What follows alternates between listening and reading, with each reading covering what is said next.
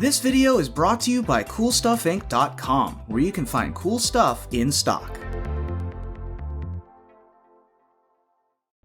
Hello and welcome back to another day in the arena. It's me, it's CGB, and today in the arena, we're going to play Paulo Vitor Damadrosa and Andrei Strasky's blue-white control list from Worlds in a standard event. We 7-0'd with red, so we have to balance the scales. We have to purge a little of that red stuff from the system. Not that that was me, that was some other guy. This guy. But today, I love blue-white. I actually have a lot of opinions about blue-white. I usually do. It's one of my favorite things to play. So looking over this list, immediately there are some things that stand out to me as I would do something different for a best-of-one format, but in the spirit of playing these decks made by the greatest players ever in the biggest prize-wise Magic event ever, with $1 million being awarded across only 16 participants. True life-changing money. This is what they sleeved up. This is what they brought. Let's see how it holds up in Magic Arena. And looking at it, the biggest differences that you'll see here is the numbers. Archon of Sun's Grace wasn't really expected to be in the main deck, but some people have played with it. I've seen 2 copies here and there. 1 Dream Trawler. We've seen people spamming 3, 4 of these, but 1 Dream Trawler is a very interesting choice, and I have some theories about why that is. Maybe I'll get into them in some of the games. But in a nutshell, this goes back to something I said in my crafting guide videos. When the format is prepared for Dream Trawler, it becomes worse. When the format is wide, undefined, and most decks don't even run an answer to Dream Trawler, it's unbeatable. But in a small field where everybody has a plan for Dream Trawler, having a whole bunch of Dream Trawlers in your hand isn't the play. If you tap out, spend 6 mana on a Dream Trawler, an expansion explosion will hit your face and draw 1 million cards for the opponent, and they don't much care about what Dream Trawler does next. And conversely, if you're playing against mono red, spending 6 mana on a Dream Trawler might result in an Annex with an Embercleave just bashing right through it. Against a good Fires player, Dream Trawler may just have to chump block against some Cavaliers because they've been waiting for you to go for it. So less Dream Trawler, more interaction. Also the numbers: 3 Shadow the Sky, 3 Elspeth Conquers Death, 2 Narsets, 3 Thirst for Meaning as a card draw spell of choice, 2 Mystical Disputes and 2 Banishing Lights, and 3 Dovin's Vetoes. We're basically editing the numbers and trying to stay competitive against Temur Reclamation and blue-white control. Those were the target decks that this deck had. Now, does that translate to best of one, where mono red, mono red, mono red? At least that seems to be what happens. Maybe the meta will change a little and people will be trying out this deck in Temur Reclamation for the next few days because of their performance at Worlds. So we're going to try this deck exactly as it is, dive in, and let the nonsense begin. In to the standard event, where 7 wins or die trying. Playing the rudest of the rude, the cruelest of the cruel, the hated of the hate, blue-white control. Yes, Heal CGB may have to make an appearance. On the play with Teferis and Shatter. Why not? Let's go. Let the drama begin. He's doing the control thing again, Mom. He showed up in the event. He's telling other people no. He's not allowing them to enjoy their cards. He's a monster.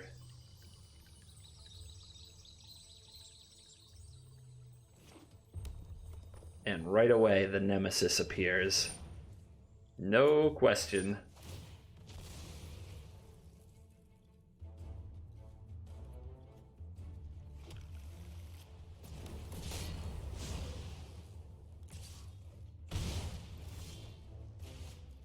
Banishing Light. We have this awkward turn of nothing, but we don't want the opponent to know we have nothing. So this is how you play stops to confuse someone. Interesting. You see how it turns the stop off? What do I have to do? Hold full control? You put here, then you hit the pass, and then you have stops here and here. And if you set like that, the opponent will think you have an instant, at least until they get in their combat, which you can also set a stop here if you want to. Now, that's some real try-hard stuff. I don't recommend doing it in casual free play. I don't recommend doing it if you have places to be. I do recommend doing it you're just a super try-hard rude person like myself here in this scenario. So, Teferi could come down, but neither of these are enticing targets. Thirst for Meaning's probably the best play for the turn, getting 3 cards deeper and getting closer to Shatter the Sky. It also lets us hold up Absorb. So let's say go. Let's keep Teferi right where he is. Now we don't have to worry about stops to hold priority. Thirst for Meaning is doing that for us by being an instant. It's something I haven't really talked through in detail much, setting stops and trying to bluff, but you have to understand where the game stops you automatically and where it wouldn't. So like putting a stop on my own end step would be a very bad bluff, for example. Alright, the Banishing Light can go here as much as I like the card. We have another white source, but I'm just going to put it in tapped since we're paying 2 life for this anyway, and try to give my opponent an opportunity to play more creatures. I don't have to Shatter the Sky on these anytime soon. Second Fervent Champion, though, does entice me. What could the opponent do if... I think that Annex Hardened in the Forge is a big problem that I'll eventually want to bounce and counter, so I think we're allowing this for 1 turn. I might be letting too much happen, we'll see.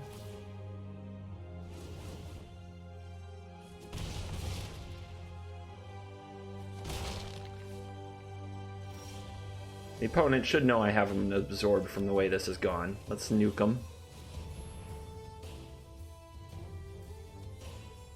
And let's hope they play a creature with Summoning Sickness, so Teferi has a job to do. I'm nervous about a Chandra. A Chandra would be very frustrating in this spot. Robber of the Rich has haste, makes it a pretty annoying one. Let's see if they hit anything good. Thirst for Meaning might be good for them. If they have a mountain, they can cast it this turn. Get a fresh 3 cards. And we're going to get Infuriate Gaming here, with the opponent moving in and taking us down to just 2 life.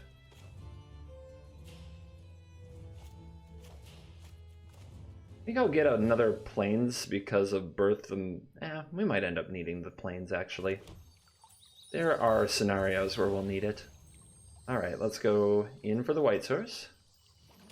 So there's a little bit of risk. Let's do Teferi Hero. Teferi is our hero, but it's actually the Time Raveler. We'll send this back to hand, and we'll set up to absorb it. And drawing a second absorb there is very clutch. Also, having Teferi stick means the opponent can't respond to our absorb with a burn spell. And now we're back up to 5. Things are getting safer. And the opponent choosing to Bone Crush the Teferi instead of the face, as they had the lethal, but if they had been able to play at instant speed, we would have just lost that game right there. But Teferi is a heck of a card. And now I think that we put this down and start plussing it, and continue to limit our opponent's options. That's more like it. That's a good keep. I want to Dovin's Veto this, so when the opponent casts their Bone Crusher Giant, I'm going to bounce it with Teferi, then they cast the Stomp Side, and then I veto that. It makes sure that my veto gets a good target in what's otherwise a pretty creature-heavy deck in mono red. And I get to save Absorb for something particularly scary. So, as discussed, send back the Bone Crusher Giant. The opponent can't play the Adventure Side this turn because of Teferi's ability.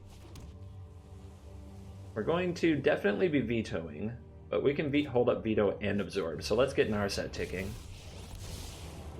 I have practiced with thoughtfulness before action.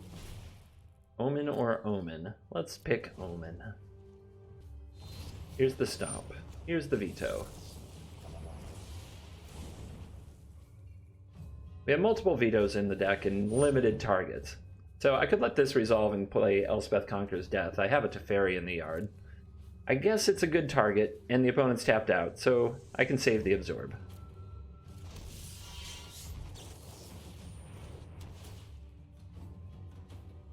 Thirst for Meaning's okay, and we have a Banishing Light. So I can get into that. The land can go to the bottom, although we want to hit more lands. I'm confident we'll draw them. Let's start with the Narset, because if we find another Elspeth Conquers Death, we don't have to reveal to our opponent that we have another one in our hand. Bye-bye, Annex. Go play Spartacus elsewhere. Don't worry, I got this. I think you do have this, Teferi. We're in a pretty good spot. A lot would have to go wrong. Here's another Hardened in the Forge. Well, I have the answer. Either in Banishing Light or in Elspeth Conquers Death. And then shock the Teferi? Yep, that's fine too. I'm getting too old for this. The Dream Trawler showed up. If I discard it, I can get it back early, and I can play the other Elspeth Conquers Death. So let's decline to discard Elspeth Conquers Death, discard Dream Trawler, and Shatter the Sky. Because we're past the part where we'll need a sweeper anytime soon. Second Elspeth Conquers Death. Exile the Annex. And you can see that once you get to that Elspeth Conquers Death part of the game, things get gross really quickly. And a mountain off the top, that might wrap it up. We could sacrifice this, I'm not even going to. We might want it to bounce with a Teferi someday.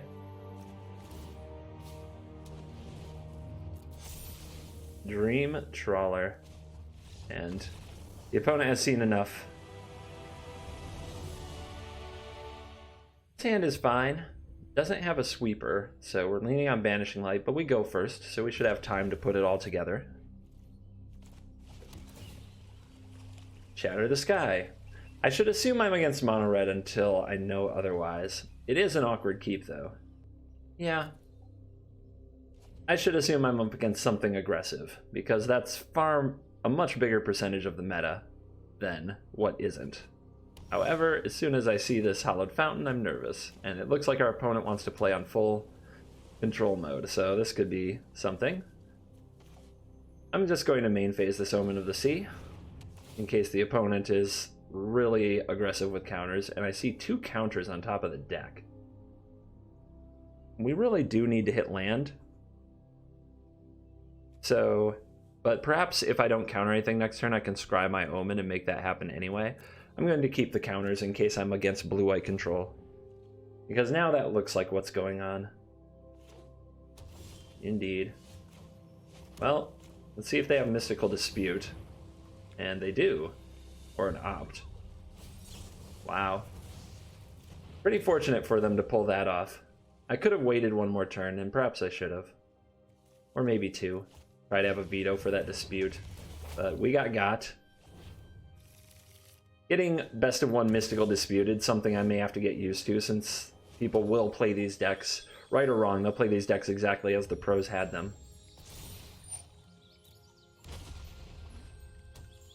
Alright, I don't want to thin my deck, I want to draw more land, so I'm going to sacrifice this Omen and look for lands to draw. There's 1.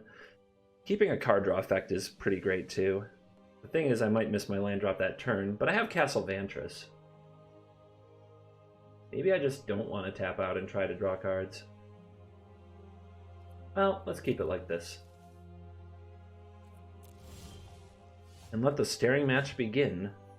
So if I'm going to use the castle, I'm going to have to shuffle with the passage, but I don't think life total matters. So, let's shock anyway. And just have our options available to us.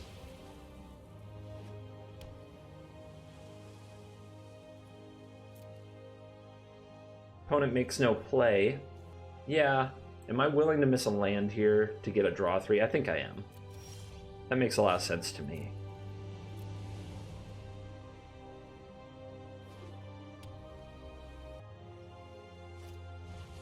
Our opponent wants to try a Narset, huh? We have a Banishing Light to fight the Narset, but we'd have to tap out on our turn. The thing is, I can't spend an Absorb anyway, but at least my veto can't be countered. But I don't want to... If the opponent goes for a Dream Trawler, though, I have Shatter the Sky. I'm actually not that afraid of it. So the main thing I need to remember is that I have a veto. But if I veto here, I can still Thirst for Meaning this turn, which is pretty good. Alright. Start here, so I don't have to worry about it later.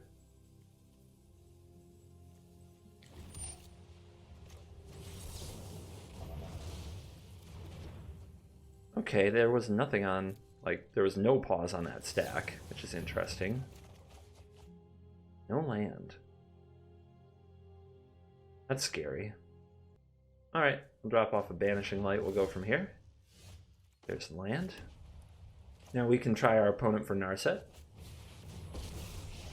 And we resolve easy. So the opponents, they use that Dispute, but they don't have another counter. So do I take a Thirst to keep the cards flowing, or do I take a Veto?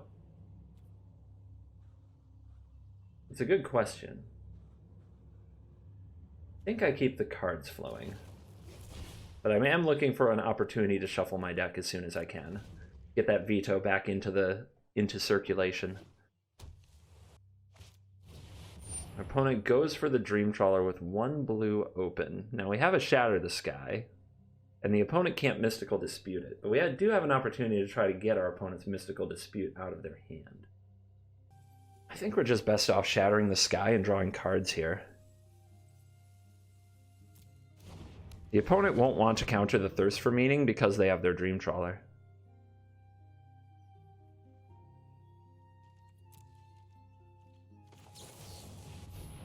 Let's see. Alright.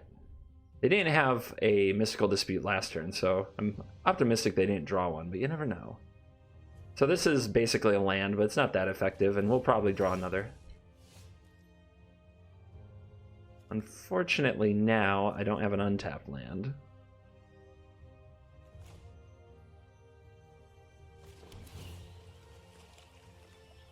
I would have loved to also get to hold up.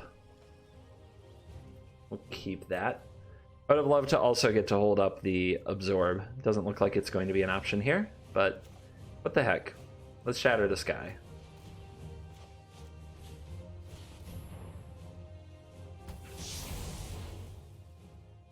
And let's not activate the Narset. Let's keep it right where it is. I want to draw this castle.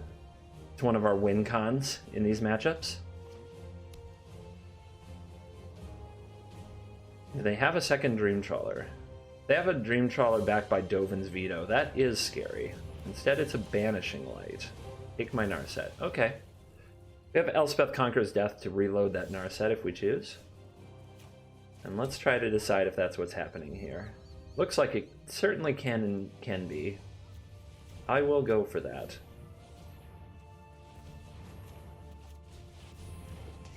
Okay, they still don't have counter spells. They're playing a very tap-outy deck.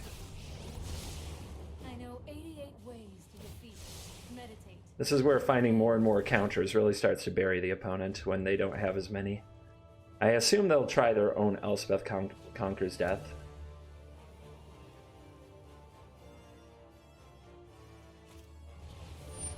Go for a Teferi. Let's say no to Teferi.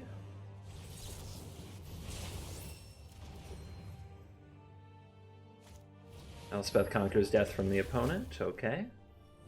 And are they going to take the Narset or our Elspeth Conqueror's Death?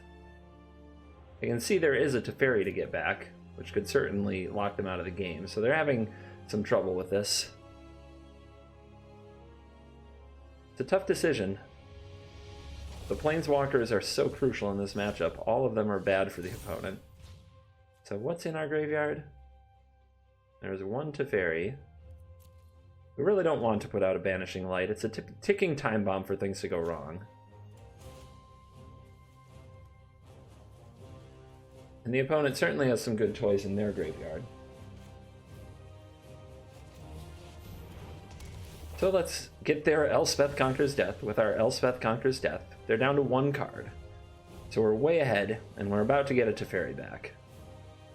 And Teferi can bounce the other Elspeth Conqueror's Death, save it for something else, and that's all our opponent could take. Our opponent is going first. We have Birth and Absorb and Omen. We have a lot of good stuff. Like plenty of playables and 3 land.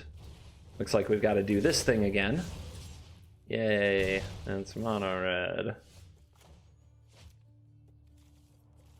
I guess I want to thin now. What do I want? Another island, probably. We only have 3 planes in the deck, which is kind of a weird quirk of this version. Makes your 3 Birth of Meletis more likely to whiff as the game goes along. But then you just discard them to Thirst for Meaning. It's not too bad. Alright, being on the play is serving our opponent well.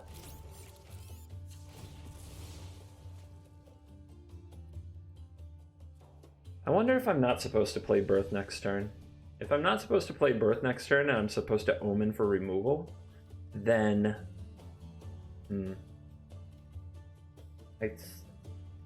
Yeah, and try to find a sweeper, right? Yeah, I think that that's the line I'm supposed to take, which means I'm supposed to get a Plains here, so that I'm not priced into playing Birth. Mystical Dispute making its appearance in the mono-red matchup, right where you don't really want it. Is the opponent going to try to resolve a spell on me? Or are they going to settle for 2 damage? They can go for it now, which I really like doing the first strike damage first. It's kind of a check to see if I have anything. I would veto this if I could. It's a lot of damage. And the opponent might throw a shock on there for good measure. Indeed. Alright, so this is going to have 3 counters, and we are going to need to solve it. Alright, 2 lands for the opponent. Looking for something to interact with Steamkin. None of these will do. Wow. So we went as deep in our deck as we could, and we failed to interact with our opponent's turn 2 Steamkin on turn 3. That is as bad as it gets. As bad as it possibly gets. Yep. Pretty much letting this be, because now our hope is to find a sweeper. So I would rather Thirst for Meaning than Absorb this turn.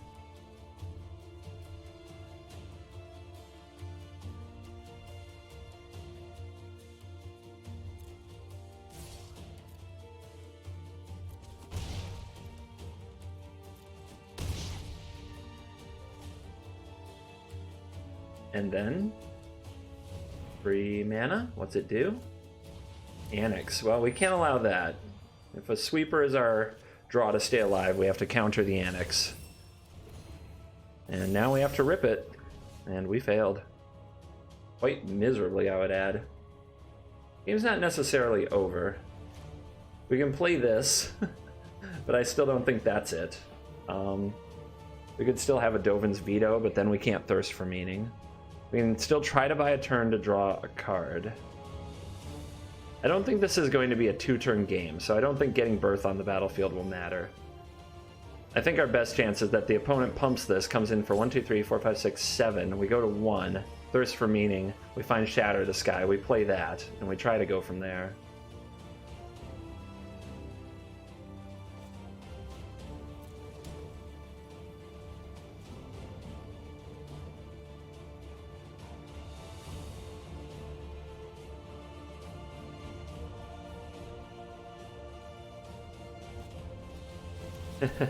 Of course.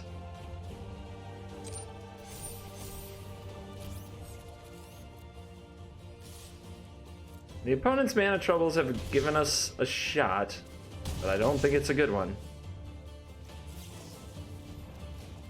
No Shatter the Sky.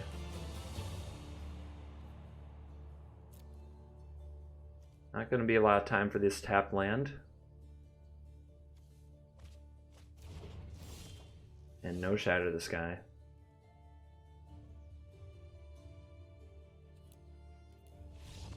And that is the risk of so many counterspells in your deck in Best of One. If you go second, you could lose without actually doing anything.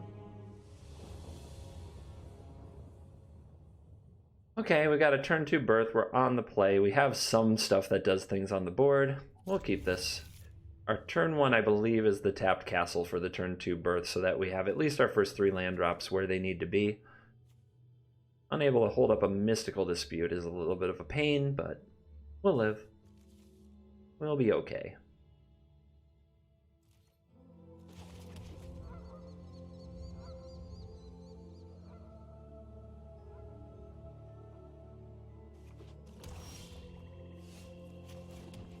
Black. Black, black, black so far.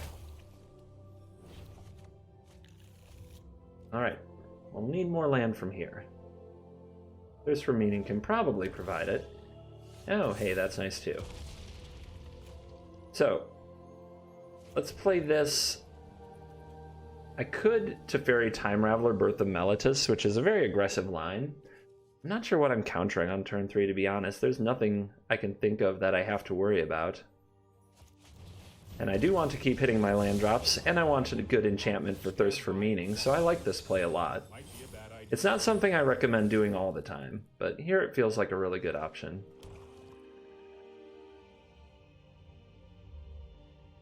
Since I already have Conqueror's Death, I'm pretty happy for this to go to the graveyard if it has to, and the opponent goes swamp, swamp, swamp, nothing. What is going on?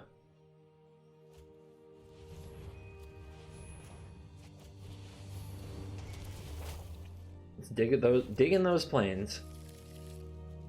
And since I have nothing to do for 2 mana, we'll just play this tapped and get that out of the way. I'm not even worried about countering anything right now, because anything big, I can Elspeth Conqueror's Death. Oh, I've done the hero thing before. And a Nightmare Shepherd on 4, not the curve you're looking for in black. They must have a lot of creature removal in hand. Or they have a hand with 4 Grey Merchants of Asphodel. It's possible.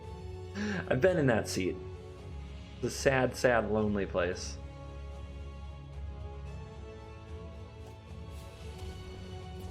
Rankle the Stankle. Alright. If Rankle goes after Teferi, Teferi comes back soon from Elspeth Conqueror's Death. Far from too bad of a thing. Which is why this card is such a beating. Now, do I play a second one? I think we're better off just bouncing this with the other Teferi, because then we can absorb it if the opponent puts it back down. I'm known for my excellent timing. I've got it. And there's a Shatter the Sky. Also, if the opponent attacks this Teferi, like, we could just let the opponent kill this Teferi too, and then play the other Elspeth Conqueror's Death and have the never-ending line of Teferi. We haven't even had time to Thirst for Meaning. We've been too busy making our opponent miserable.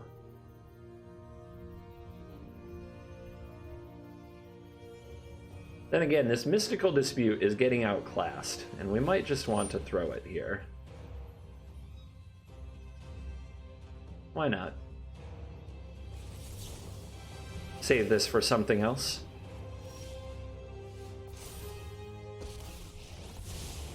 Right on schedule. I will keep the one with 5 loyalty, please.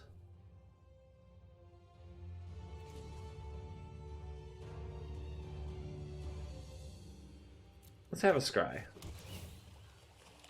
Don't need that. Okay. There was something on top that I really wanted to draw. Maybe I'd draw a card here, but I'm happy to plus. No, I am not making this up as I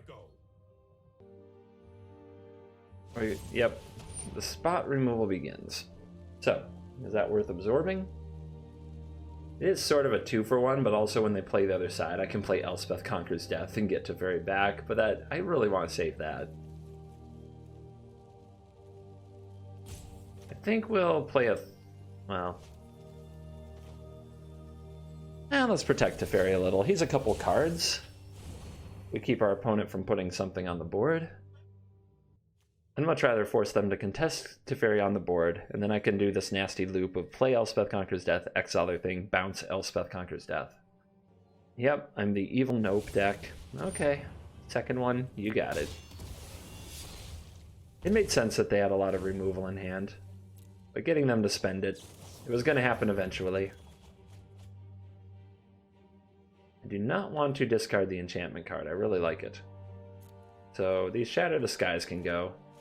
The opponent clearly isn't committed to putting a whole bunch of creatures down.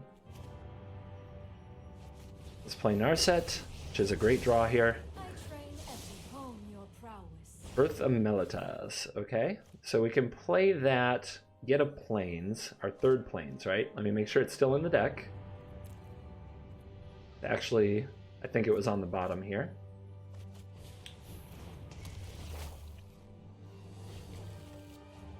And we can play that, or we can play the Temple and Scry. I think the Scry Temple's fine. Does kind of telegraph the veto.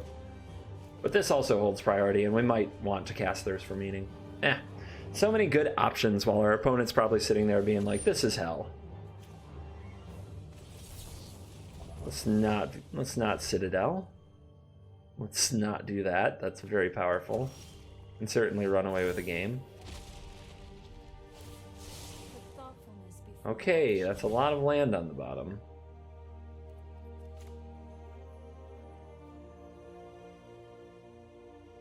We could throw out the Dream Trawler and see if the opponent has the answer. I don't think that can go too badly. Let's find out. A Yara, sure.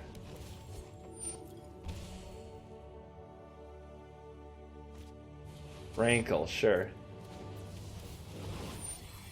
I wonder if there's a world where they want to try to save that. I guess we're not going to sacrifice Dream Trawler anytime soon with all these O4s.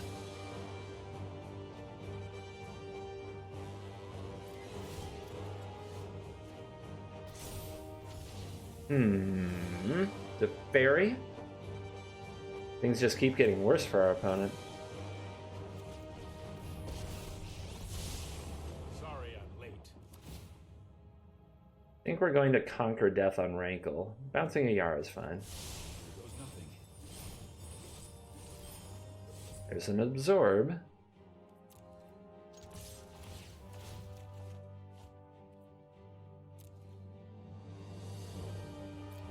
Get for 6. Conquer death.